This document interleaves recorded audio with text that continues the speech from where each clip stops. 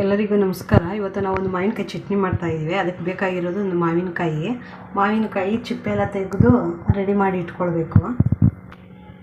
ಈ ಥರ ನೀಟಾಗಿ ಚಿಪ್ಪೆ ತೆಗೆದುಕೊಳ್ಬೇಕು. ಎರೆದು ಮಾವಿನಕಾಯಿ ಕುಯ್ಕೊಂಡು ಸಣ್ಣ ಹೋಳುಗಳಾಗಿ ಕಟ್ ಮಾಡ್ಕೊಬೇಕು. ಈ ಥರ ಓಟೆ ಬಿಟ್ಟು ಕಟ್ ಮಾಡಿ ಇಟ್ಕೊಬೇಕಿದ್ದಾರೆ. ಈ ಥರ ಸಣ್ಣ ಕಟ್ ಮಾಡಿ ಇಟ್ಕೊಂಡಿದ್ದೀನಿ.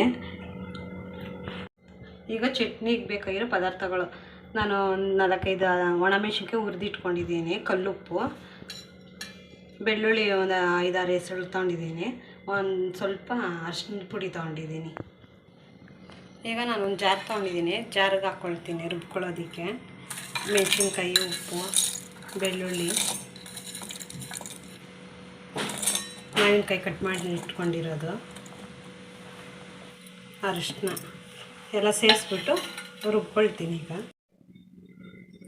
ಈ ಥರ ರುಬ್ಕೊಳ್ಬೇಕು. ಇಷ್ಟಾದರೆ ಸಾಕು. ಈಗ ರೆಡಿಯಾಗಿದೆ. ಈಗ ಚಟ್ನಿ ರೆಡಿಯಾಗಿದೆ. ಸೂಪರಾಗಿರುತ್ತೆ ಇದು. ಅನ್ನದ ಜೊತೆ, ಮುದ್ದೆಗೆಲ್ಲ, ಊಟಕ್ಕೆ ಸೈಡ್ಗೂ ಚೆನ್ನಾಗಿರುತ್ತೆ. ನೀವು ಮನೇಲಿ ಟ್ರೈ ಮಾಡಿರಿ. ಯಾರೇ ನಮ್ಮ ವಿಡಿಯೋ ನೋಡ್ತಾ ಇದ್ದೀರಾ ಸಬ್ಸ್ಕ್ರೈಬ್ ಮಾಡ್ಕೊಳ್ಳಿ.